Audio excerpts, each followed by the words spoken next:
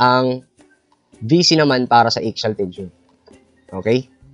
This is the VC for axial tension. Hindi binanggit kung simplified or ang tawag dito, simplified or detailed. No? Pero kapag ang beam natin ay tension yung nararanasan, ayan. So ito nga daw ang VC. So imbes na 14 ito, 30.5. Yun lang po yung pinagkaiba nila. Okay? Dito. Okay? So yan po, 3.5 kapag tension. So mapasimplified kasi pag sa detailed ang ginamit mo tapos naka-tension ka. So yung NU mo lang ay magbabago ng negative. Tama po? Ay sorry, yeah, negative. Gagawin mo lang negative to. So ibig sabihin, let's use this formula for simplified alum. Okay? So simplified na to. So matic ito negative. Okay?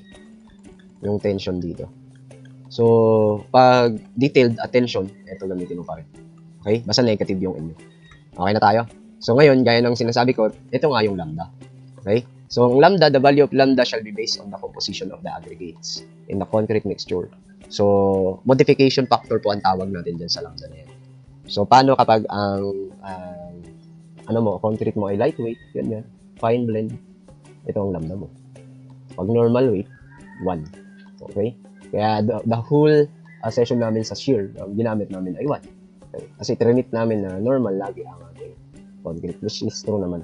Okay? Kapag naman conservative na rin yung tinatawag natin normal. So, kapag binigay, okay, halimbawa, binigay, lambda is 0.75, so use this 0.75. Okay? Or binanggit halimbawa, lightweight concrete. Di alam mo na yun, magre-range sa 0.75 to 0.85. Pero kapag hindi binigay, automatic 1 ang lambda natin. So, yun na, kompleto na tayo. Okay? Kaya ito, nasa XA na siya. Nasa formula pa rin siya. Kahit na 1 yung turing natin yan. Nasa formula pa rin siya. Kasi nga, dahil dito, baka nga hindi 1. Okay? So, again, alam nyo na. So, actually, may formula siya yun. So, kung hindi nyo nasa ulo. Ayan. Dapat alam mo din yung FCT or yung strength of the lightweight concrete over the strength of the FCM. Okay? Pero huwag na natin pahirapan sarili natin. Let's use 1. Okay? So, yun po. May tanong? Okay. So, well, VC pa lang yun. So, what about VS? About the shear strength provided by the stirrups sa tayo. VS is the shear strength provided by the stirrups. Okay? So, kaya nga masaya tong shear strength na to. I mean, design of shears. Kasi most of the time, sa shear ka lang talaga nakakonsentrate. Gagawa ka ng shear diagram. Okay? Of course, dapat marunong kang gumawa nun. Reaction, shear. Okay? So, goal naman natin ngayon ay yung VS. Okay? So, the VS here is, eto.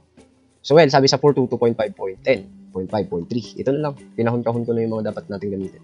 So, we have here VS, AV, FYT, D over S. Where FYT is same as FY, diba? Dun sa bending natin dati, diba? 415, 275, diba? 315. Pero may subscript na siyang T. Ibig sabihin, pag may subscript na T, pang transverse lang yun. Ibig sabihin, pag sa shear lang siya. Pang shear reinforcement lang po siya. Pang tie, o diba? Rectangular ties, stirrups, hoops, yan. So usually, that is 275. Mas mababa sa FY. So FY is greater than FYT usually. Pero pag hindi binigay nga yung FYT, matic 275. Di ba ganun din sa FY? Kapag hindi binigay, 275. So wala tayong problema dyan. Okay? Bakit 275? Hindi ka na kasi dapat gumamit ng mas malaki pa na strength sa shear reinforcement kasi hindi siya ganun ka baga over-design ka na kapag nag-16mm ka pa eh. So usually, ang stirrups po talaga ay nagre-range lang yan eh. Magsimula ka lagi sa maliit, 10mm diameter bar. Huwag ka na mag 9, 8, 10 muna. Lahat ang subok natin ay 10. Tapos kapag hindi kinaya, 12. So ibig sabihin, dito pa lang actually kaya niya na eh. Pero pag sobrang laki ng load, yan, umakyat ka. Pero hindi ka natataas dyan. Okay? Makikita nyo sa mga examples natin. Hindi ka natataas sa 12. So ang FYT ng mga yan ay 275. So, yun po.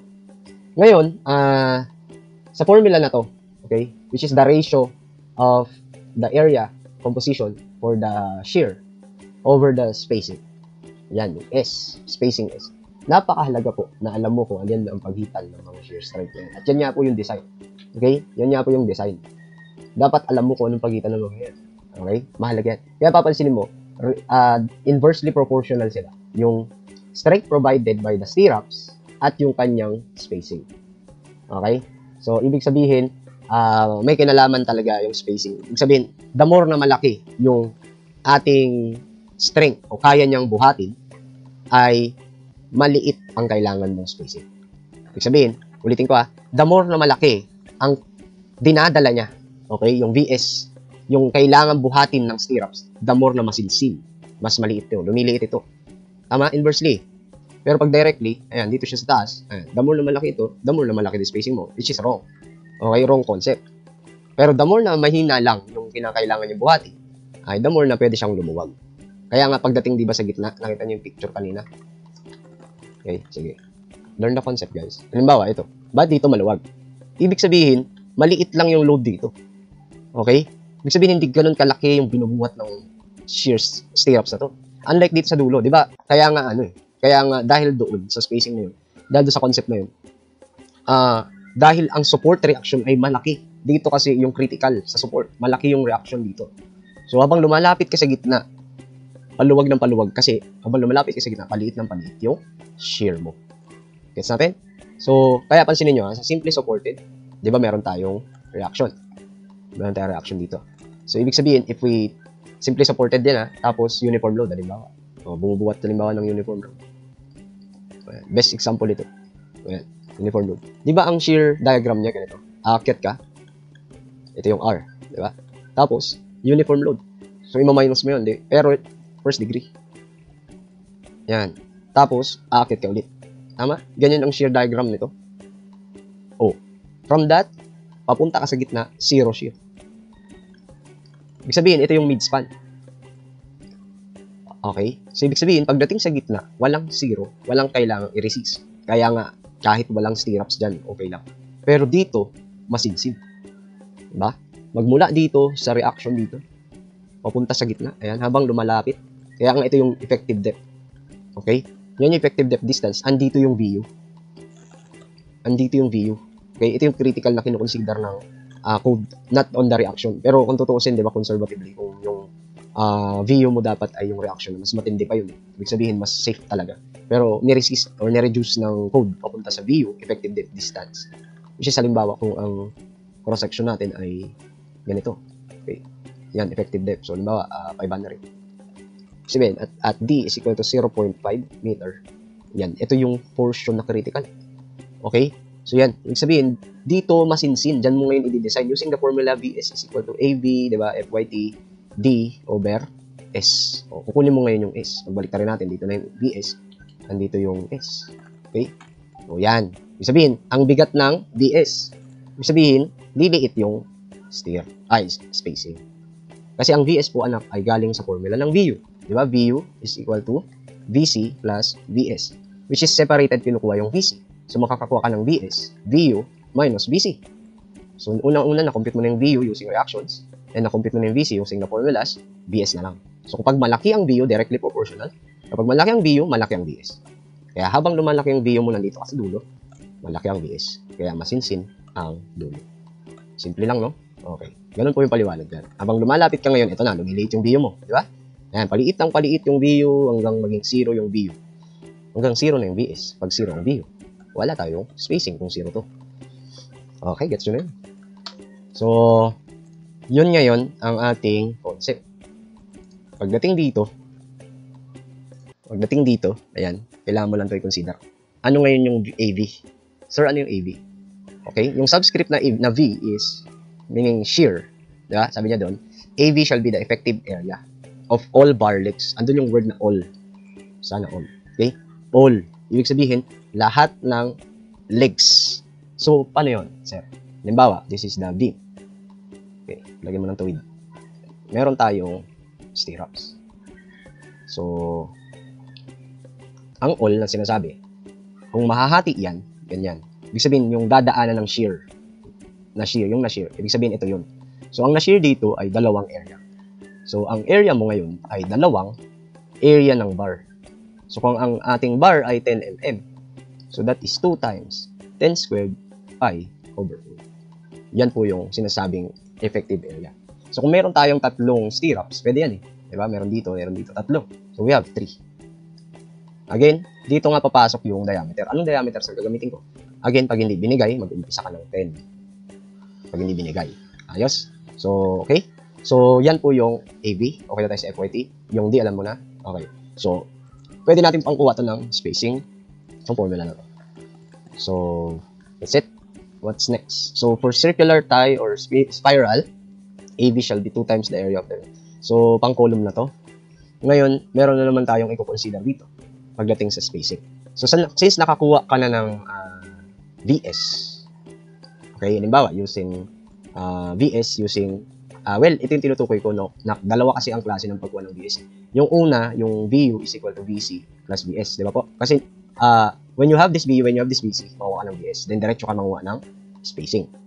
So, yung tinutukoy na nakuha nating VS is, i-check mo. These are the checking part. Kumbaga sa FS ay may checking ng FS. Dito naman, pagkuha ng maximum spacing. Ibig sabihin, meron pa rin tayong limit pagdating sa spacing. So, pag nakakuha ka nito, actual ito. Okay? So, ngayon, i-compare mo siya sa SMAX. So, sabi, kapag nakakuha ka ng VS, less than or equal ba siya sa 1/3 ng F prime C square root BWD?